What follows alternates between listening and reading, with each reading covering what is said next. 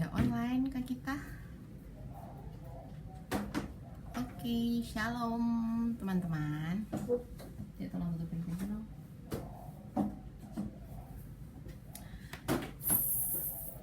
Pagi menjelang siang ini Ibu mau sharing. Kalau kemarin kita ada sharing tentang istri yang bijak, sekarang kita mau sharing tentang anak-anak. Ini salah satu anaknya. Karena yang satu lagi belajar di ruang depan. Oke, sebelum kita masuk dalam renungan, mari kita berdoa. Ada yang mau doa nggak? Enggak. Oh, nggak mau bantu ibu doa nih. Tolong dong pimpin. Mau doa, mau baca renungan. Alright, teman-teman, Oke. mari kita Yang kenceng.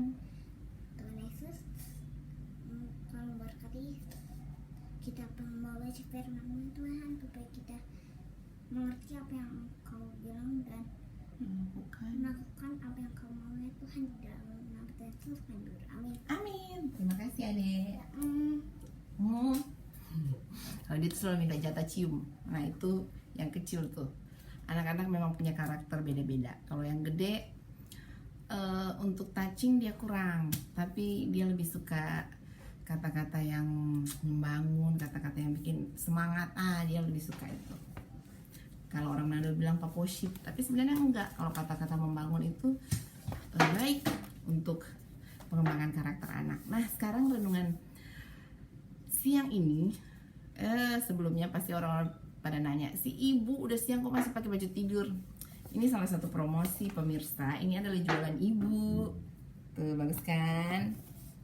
Baju tidur ala-ala gitu, dengan celana panjang, celana pendek, harga terjangkau, bahannya enak. Boleh dibeli, boleh di WhatsApp. Jadi ibu tetap pakai ya buat jualan. Oke, kita akan masuk renungan di dalam 1 Tawaris 9 ayat 35 sampai 44. Firman Tuhan saya akan bacakan buat teman-teman semua. Silsilah Saul. Di Gibeon diam Bapak Gibeon, yakni Yeiel, dan nama istrinya ialah Maakah, anak sulungnya ialah Abdon, lalu Sur, Kish, Baal, Ner, Nadab, Gedor, Ahio, Sakaria, dan Miklot.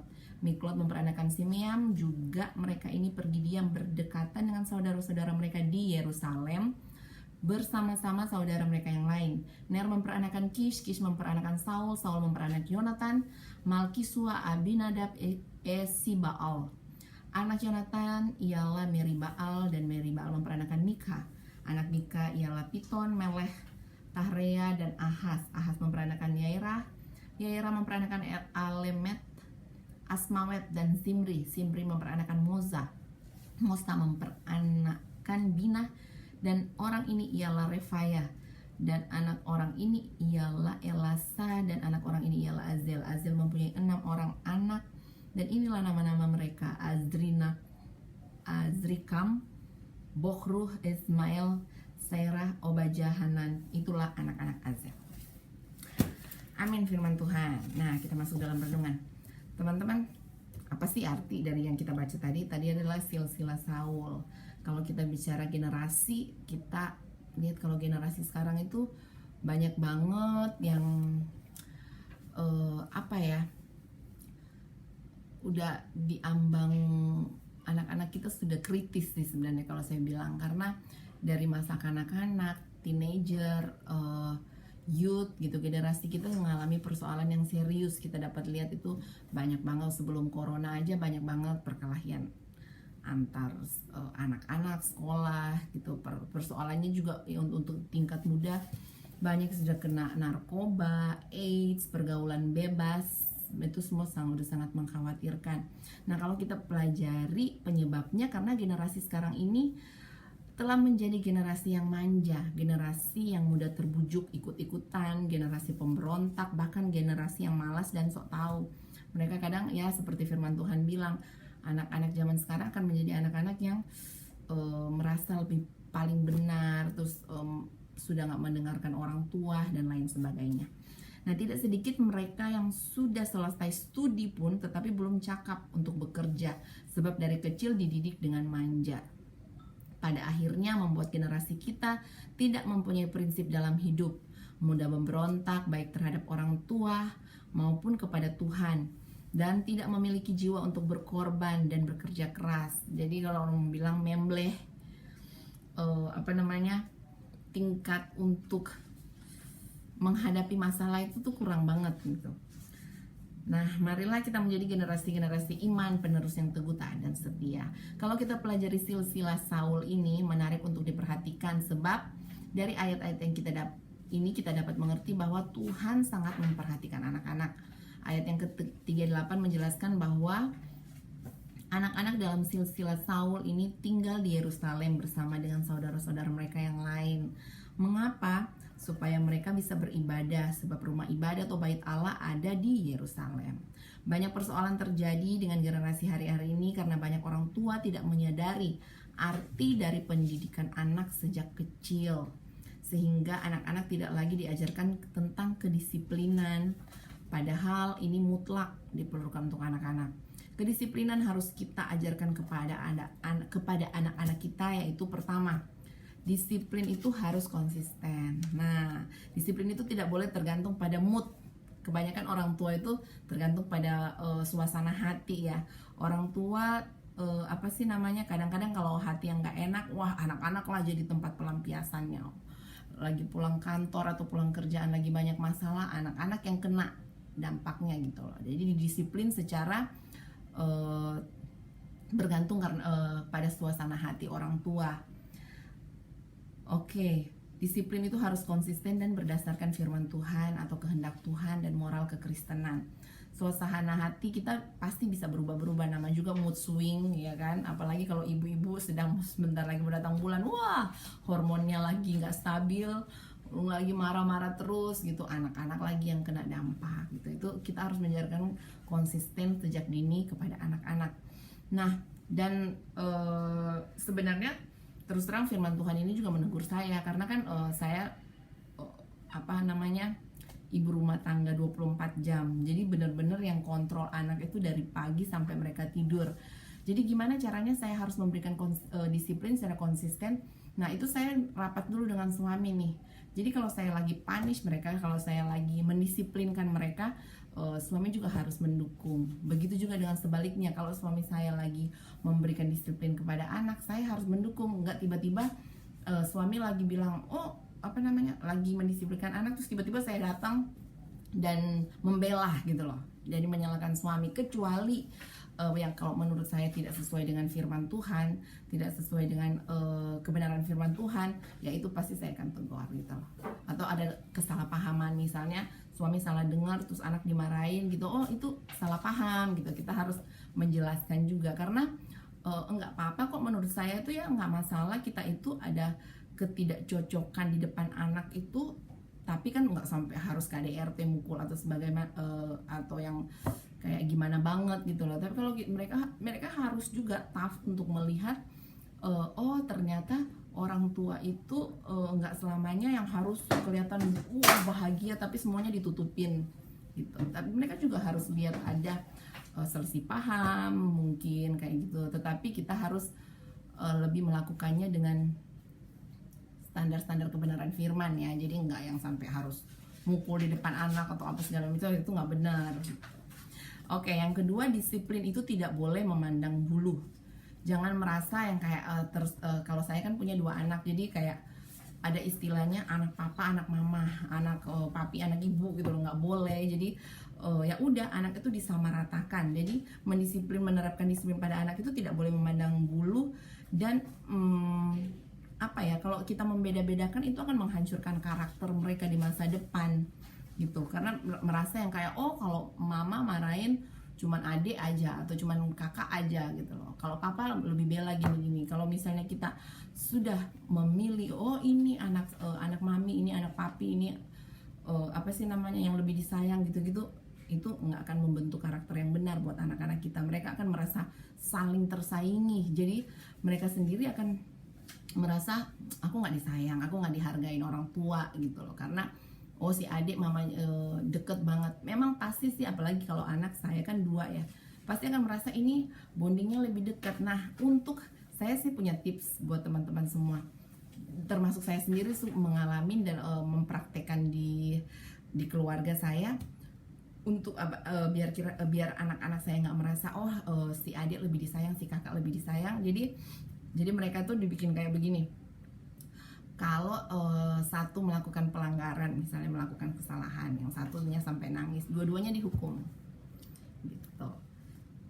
Karena di rumah ini menerapkan disiplin itu mengandung punishment and reward. Jadi kalau untuk punishment, misalnya si adik nih rempongin kokonya gitu kan. Kenapa nak? Emang ini semuanya habis. Maaf, ada iklan. Kenapa? Iya, soalnya nggak berbentuk gitu kan, jadi harus naik. Jadi misalnya si adik itu suka iseng banget bikin apa gitu yang bikin kesel kakaknya, akhirnya kakaknya marah nggak mau main sama adiknya nangis. Nah kita kan harus tanya, ini kenapa? Kalau satu yang bikin nangis, dua-duanya tetap dihukum. Jadi maksud saya itu mengajarkan ke mereka nggak mungkin ada asap kalau nggak ada api. Jadi kalau misalnya satu pun yang kena, berarti kan kamu awalnya yang bikin kesel nih deh gitu. Jadi nggak akan terlihat bahwa wah si ibu lebih milih adik nih, lebih disayang karena masih kecil gitu. Terus karena kita juga harus kita juga harus mengetahui tanda cintanya anak. Jadi kan ada tipe-tipe nih tanda kasih itu seperti apa. Contohnya kalau tadi si adik itu seneng banget dipegang, seneng banget dipeluk, dicium, dia itu touching. Tanda cintanya itu touching. Jadi seneng yang dibelai kayak gitu. Nah kalau si kakak, si koko, nggak seneng banget. Jadi kalau mau tidur digini-giniin malah kerih gitu, geli bu gitu, nggak mau. Tapi dia suka dengan kata-kata yang dia lebih senang dengan words gitu loh, good words. Wah, koko kamu hebat ya, kamu bisa ya, kamu pinter ya. Dia suka dengan kata-kata itu. Coba kalau misalnya kamu ngerjain ini bener, wah kamu keren deh gitu. Dia lebih suka dibilang begitu daripada dipeluk. Nah kalau si yang anak kecil ini seneng banget gelendotan gini, jadi deket-deket ibunya, deket-deket kokonya, suka nyium, suka meluk. Ya sayang. Ini maksudnya yang ini. Oh, yang viewers. Oke. Nanti adik mau presentasi tentang itu. How you build the things in Minecraft. Oke. Aku lanjutin dulu ya renunganku ya. Terus banyak iklan ya hari ini ya. Iklan dari adik. Nah, kan jadi kita harus memahami juga tanda kasih mereka, tanda cintanya seperti apa biar nggak salah penyampaian gitu loh. Jadi maksudnya kadang-kadang kan melihat aku sering dipeluk, karena yang satu memang nggak suka dipeluk, tapi satunya itu lebih suka dengan bahasa yang indah atau diberikan waktu yang lebih banyak. Makanya saya itu berusaha banget untuk kalau misalnya anak lagi ngajak ngobrol, kita harus eyes to eyes, kita harus lihat mata mereka, kita harus memandang maksudnya apa gitu loh. Karena ya seperti kita aja, kalau kita ajak ngomong anak terus sambil lalu kan sambil main kan nggak enak. Sama halnya dengan anak, dia tuh lebih suka yang kayak didengerin dulu, ya maksudnya ini, walaupun sebenarnya juga menurut kita mungkin nggak penting banget sih deh, nggak penting banget sih kak omongannya, tapi kasihlah waktu mereka buat mereka untuk tahu, kita biar tahu nggak salah paham apa yang mereka mau sampaikan. Terus disiplin harus mengandung yang tadi saya bilang punishment and reward. Ada hukuman dan juga ada penghargaan. Jangan hanya menerapkan disiplin dan kemudian menghukum jika melanggar aturan yang sudah berlaku, tetapi kita juga harus menerapkan disiplin sekaligus penghargaan sehingga anak tahu kesalahannya dan juga tahu hal yang baik dan benar yang akan dilakukan. Nah, kalau saya tipe anak saya dua-dua ini, tipenya nggak bisa yang dibilangin jangan. Kayaknya semua anak-anak begitu ya, nggak bisa dibilangin jangan, lu tidak boleh. Karena kan secara manusia, kita coba deh, ada tempat laci, tulisannya jangan dibuka. Pasti kan curious gitu kan, jangan dibuka. Kayaknya pengen banget gue buka nih, pengen banget saya buka apa sih yang di dalam, jadi bikin penasaran. Ternyata untuk mendidik anak itu sama, jangan terlalu sering bilang jangan dan tidak. Itu saya lagi belajar banget, karena kan saya kan dididiknya di keluarga yang totok gitu kan, maksudnya didikan mama papa saya itu jangan gitu loh, nggak boleh ya nggak boleh gitu. Untuk mempraktekkan ke anak-anak zaman sekarang itu udah nggak bisa. Jadi kita itu lebih tipenya mereka tuh harus dikasih pengertian. Kayak kemarin nih baru kejadian. Biasalah anak kalau ditinggal sebentar kan langsung main gadget. Mumpung ibu nggak ada, mumpung papi nggak ada, dia main gadget, gitu kan. Karena saya kan di sebelah dibikin toko, jadi ruang di sebelah dibikin buat tempat-tempat barang-barang. Jadi sore itu saya waktunya packing bawa ke JNE kan, dikirim. Nah pas ditinggal balik-balik saya sudah feeling nih pasti kesempatan nih main gadget gitu, tanpa harus beritahu ibunya. Padahal mereka tuh punya jatah main gadget kan weekend, nggak boleh main di hari sekolah karena udah capek matanya, takutnya kan cepet minus segala macem kan. Pas saya balik, wah ketahuan lagi karena mereka pasti harus jujur, udah feeling lah ibunya, kenapa hari ini main gadget. Oh jadi udah saya diem gitu kan, udah mereka udah itu salah tingkah gitu. Terus oke, jadi begini ya, kalian tuh lebih suka ibu nggak ada. Kalau ibu nggak ada bisa dong seenaknya main gadget gitu kan. Karena saya tahu kalau saya bilang oke, karena kalian sudah main gadget, weekend nggak boleh main gadget, jadi segala sesuatu kan wah langsung dihukum. Jadi saya pikir nggak akan membentuk karakter yang baik. Oke, saya kasih pengertian begini. Oke, ternyata kalian lebih suka ibu nggak ada. Oke, bilang aja mau mulai besok ibu nggak akan ada di rumah. Kalian berarti kan itu pilihan hidup. Ibu akan ada di ruangan sebelah, di unit sebelah.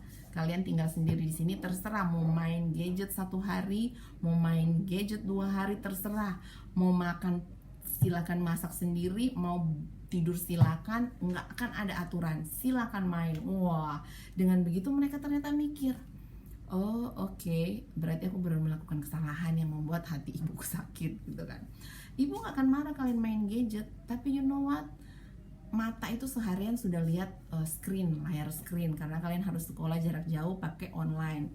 Kalau kalian masih main gadget, berarti mata tambah lama tambah capek gitu. Oke, mungkin mereka nalarnya kan pasti jalan dong. Oke. Tapi namanya anak-anak kan sesuatu yang fun dan menarik itu kan ya begitulah.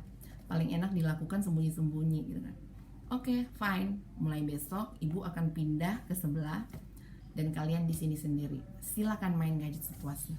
Wah, ada beberapa menit mereka diam sambil beberesin mainan segala macam. Terus tiba-tiba datanglah satu-satu. Bu, minta maaf ya. Apalagi si Koko kan orangnya lebih itu ya, mellow.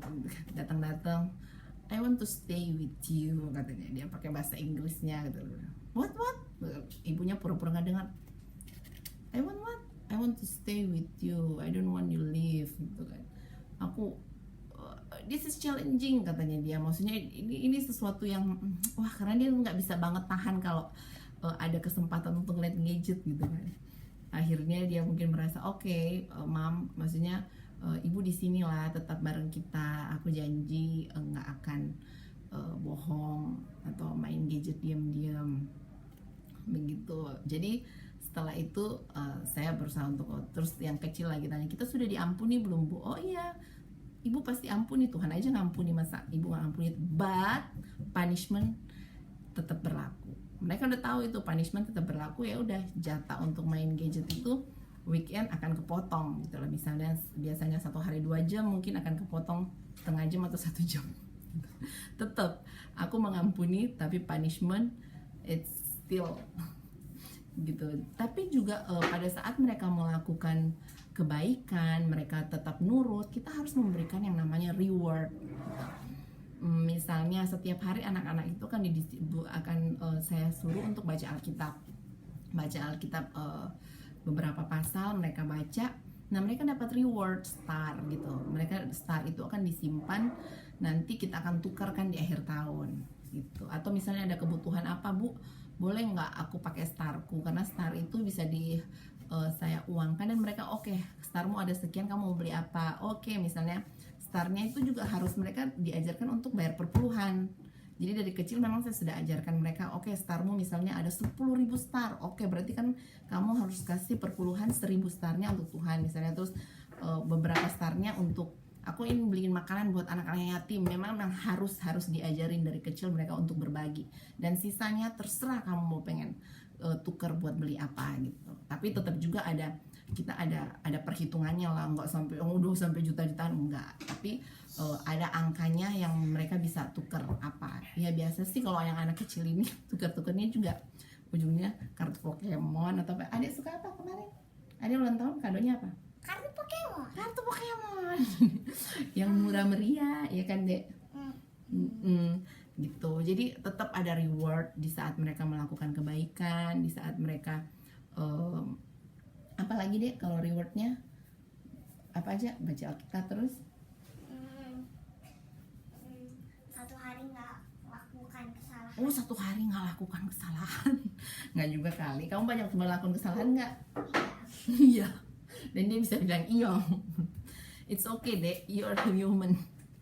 Terus disiplin harus didasari kasih. Nah, kita mendisiplinkan anak-anak bukan karena kita pengen dia itu kapok atau tahu rasa. Tahu nggak lah bahasa kata-kata. Kadang-kadang kata-kata orang tua itu ya itu sih harus kita belajar banget mengontrol apa yang keluar dari mulut kita gitu. Karena perkataan kita tuh bakal di di memori mereka semua perkataan tuh, contoh sikap setiap hari. Memang nggak mudah sih jadi orang tua, nggak mudah banget. Apalagi maksudnya tipe saya tuh kalau mau ngomong anak juga baru 10 tahun, kamu tahu apa sih Fer? Tapi di sini kita belajar bersama gitu loh. Belajar bersama dalam mendidik anak, disiplin anak itu seperti apa. Sampai saya itu ikut seminar parenting, terus kuliah parenting, banyak banget. Ada Ibu Novita Tandri, bisa ikut tuh Ibu Novita Tandri dari GRII, saya ikutin setiap hari Rabu. Terus Ibu Gina Darmawan, bisa lihat tuh Instagramnya, bagus banget seminar-seminar webinar mereka, ikutin deh. Dari situ kita bisa belajar kan, mengontrol mulut, mengontrol hati, karena sebenarnya segala sesuatu yang terucapkan dari mulut itu kan menguap dari hati. Jadi kalau kita sebenarnya udah beres dengan diri sendiri, dari hati kita sendiri, otomatis yang kita keluarkan juga sesuatu yang membangun, bukan menghancurkan karakter anak. Nah, jadi setiap kali anak itu harus kita disiplin, usahakanlah itu semua didasari dengan kasih. Ibu mau, mama mau, mami mau, kamu itu nggak jadi anak yang begini kak, dek, gitu loh. Kalau ibu punish kamu, kalau ibu marahin kamu, itu bukan karena ibu benci. Itu selalu yang saya bilang ke mereka. Kalau sampai ibu tuh hukum kamu, bukan karena ibu benci atau nggak suka sama kamu, tapi pengen kamu jadi anak yang lebih baik, lebih bener. Apalagi saya tuh, maksudnya ibu kan udah ibu gurunya youth teens gitu loh. Terus kalau anak-anaknya juga suka bohong, gimana dong? Gitu. Berarti kan merasa kayak gagal gitu. Aku suka ngobrol begitu karena si Koko kan sudah lebih dewasa anaknya ya, udah menuju ke teens. Jadi sudah lebih bisa memahami lah kata-kata orang dewasa. Tapi dari situ sih banyak banget saya belajar. Ternyata ya itu, the hardest job in our life is to be a parenting. Untuk mendidik anak itu dalam kebenaran firman Tuhan itu sangat susah, karena kita harus satu menjadi contoh sebagai orang tua, dua kata kita itu harus membangun. Nah susah banget kalau lagi emosi, lagi marah, dan kita tetap harus kasih kata-kata yang wah inhale exhale, tahan gitu. Kayaknya susah banget, tapi ya itulah yang Tuhan inginkan gitu loh. Jadi walaupun saya lagi ngomong begini di depan teman-teman, saya mungkin sebentar lagi akan diuji dengan kesabaran itu. Aduh, ada lagi drama, yang ini lagi berantem cuman karena mainan kecil, itu pasti ada. Belum lagi anak-anak teens, karena saya mau membawahi anak-anak teens di gereja. Jadi mereka setiap suka WhatsApp, "Mak," dipanggil Mak kan, "Mak, kesel nih sama papi gini segala macam gitu." Wah, ternyata dari sini saya lihat kita nggak bisa tutup mata, saudara-saudara. Maksudnya gini, anak-anak itu mungkin kita itu sekarang lagi pandemik begini, lagi banyak banget masalah, banyak banget persoalan, tapi ternyata anak-anak kita juga stres loh. Apalagi anak-anak teens ya, karena mereka itu kan punya jiwa yang pengen freedom gitu, pengen bebas, ketemu temennya, have fun, dan mereka harus dikurung di rumah gitu loh. Kita juga harus mikirin gimana rasanya terkungkung dengan pemikiran ini itu, dan mereka cuma hanya di depan gadget doang, di depan gadget gitu.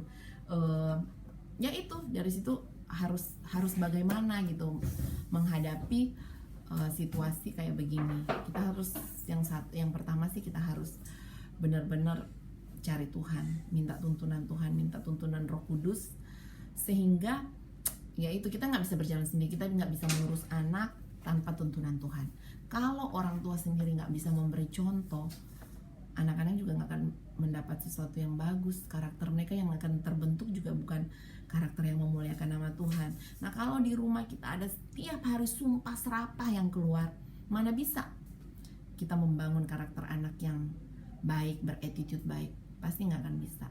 Jadi yang pertama kita harus mengundang Roh Kudus, minta tuntunan Roh Kudus supaya kita diberikan kekuatan untuk mendidik anak kita dalam kebenaran firman Tuhan. Kedua, setiap hari kita doain mereka, tumpang tangan, doain, kasih kata-kata yang membangun. Saya sebisa mungkin, walaupun kita selalu ada mesbah keluarga, jadi setiap malam sebelum tidur, walaupun udah ngantuk banget, kerjaan masih numpuk, karena terus terang kan di rumah saya kerjain semua sendiri karena semenjak corona nggak ada pembantu, jadi semuanya dikerjain sendiri. Dan ya itu ya pasti setumpuk lah kerjaan, tapi kita memberikan waktu untuk mesbah keluarga. Wait a second, saya harus siapkan si Julio. Si Julio harus masuk kelas. Dek, udah masuk belum? Handphone di sofa, nak. Coba ambil. Karena 6 menit lagi. Oke, ada di sofa udah 100%. Si adik soalnya hari ini belajar siang. Kalau kakak pagi 6.45 dia harus standby di depan laptop. Bayangin coba, 6.45 loh. Selesainya sekitar jam 1, kadang jam 2. Kalau si adik siang, jadi dia masih tidurnya bisa lama. Silakan, nak, masuk kelas. Open Zoom. Oke, anak-anak sekarang mereka itu lebih canggih loh. Mereka tuh lebih nggak gaptek dari kita. Mereka udah bisa sendiri. Jadi kalau misalnya kita meleng dikit kan nggak tahu, YouTube bisa buka apapun. Jadi untuk sekarang aja saya sudah bisa sudah harus kasih pelajaran seks, education seks ke mereka gitu loh. Kenapa ini terjadi begini, kenapa begini, terus kenapa kalau lihat begini nggak boleh gitu. Itu harus dikasih tahu, dan yang ngasih tahu itu orang tua dan guru. Karena bahaya banget kalau mereka dapat informasi dari di luar kita, bisa salah jalan kan. Oke. Nah, saudaraku, kesimpulannya, saudaraku, buah kandungan adalah upah. Berarti anak adalah berkat Tuhan terhadap setiap keluarga. Anak-anak kita juga adalah anak Tuhan, dan kita hanya dipercayakan dan diperkenan Tuhan untuk membimbing anak-anak ini dan mengarahkan anak-anak kita berjalan sepenuhnya dalam rencana Allah. Sayang. You didn't get it? Bisnya namanya siapa, Dek? Julie. Nih, this one. Kok aku nggak tahu ya, Dek? Kayaknya masih sama tuh. 989947. Oke, teman-teman, sekian renungan hari ini tentang mendisiplinkan anak. Apa aja tadi? Disiplin anak harus dengan konsisten. 1, 2, disiplin anak tidak boleh memandang bulu. 3, disiplin harus mengandung punishment and reward atau hukuman dan penghargaan. 4, disiplin harus didasari dengan kasih. Jadi jangan mempunish anak itu dengan kemarahan. Kita harus memberikan mereka pengertian, dan otomatis kan kita mau anak-anak kita jadi anak-anak yang baik ya, jadi generasi penerus yang cinta Tuhan berdasarkan firman Tuhan. Nah, jadi banyak hal yang kita bisa lakuin. Ajaklah mereka setiap hari bermesbah doa, baca Alkitab, dikasih reward. Wah, Kak, Dek, kalau kamu baca Alkitab hari ini, kamu dapat star. Kalau saya kasihnya star, starnya itu di gambar-gambarin, dicatat di buku. Mereka bisa hitung, wah akhir tahun starnya banyak banget gitu kan.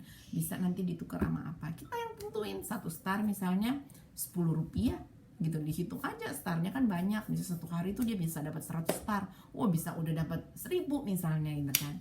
Mereka hitung dari kecil-kecil, itu kan sudah menabung juga gitu. Oke, teman-teman, Tuhan Yesus memberkati kita semua. Karena jam 11 saya harus out, Julio harus masuk kelas, dan ibu mau lanjut setrika karena makanan siang sudah siap. Saya sudah masak tadi pagi, sudah selesai semua, tinggal setrika. Dan ngapain, Dek? Kita mau ngapain hari ini? Mau ngapain aja? Kamu mau sekolah? Mau aktivitas? Oke, Adik, sebelum kamu masuk kelas tolong pimpin doa dong, Adik. Sudah selesai baca firman nih. Doain teman-teman, doain bangsa dan negara deh, doain syafaat deh. Oke. Terima kasih sudah mengikuti live kami di siang hari ini bersama Ibu, dan ditemenin sama adik. Oke. Dek, tolong doa dong. Teman-teman, mari kita berdoa. Dan Yesus, kita sudah membaca firman Tuhan supaya kita mengerti apa yang Kau bilang dan melakukan apa yang Kau mau. Tuhan juga sekarang berkati pemerintah supaya bisa beri hikmat dan kebijaksanaan supaya bisa mengatasi COVID-19 ini. Tuhan juga berkati para orang-orang yang kena COVID-19 ya Tuhan, supaya mereka bisa sembuh dan tidak kena COVID-19 lagi ya Tuhan. Juga berkati para medis supaya tidak terjangkit virus COVID-19 ini dan bisa merawat orang yang virus corona. Juga berkati ekonomi supaya Normal. bisa menjadi normal dan lancar ya Tuhan. Di dalam nama Yesus kami berdoa, amin. Amin. Jam dulu Kak. Oke. Selamat belajar. Tuhan Yesus memberkati kita semua. Besok nanti ada tips-tips apa lagi ya? Kalau kemarin kan sudah sharing tentang tips kaki ibu. Besok, oh iya, tips kasih makan sehat buat bocah. Harusnya hari ini, tapi bocahnya lagi kelas. Okay. See you. God bless you. Nanti kita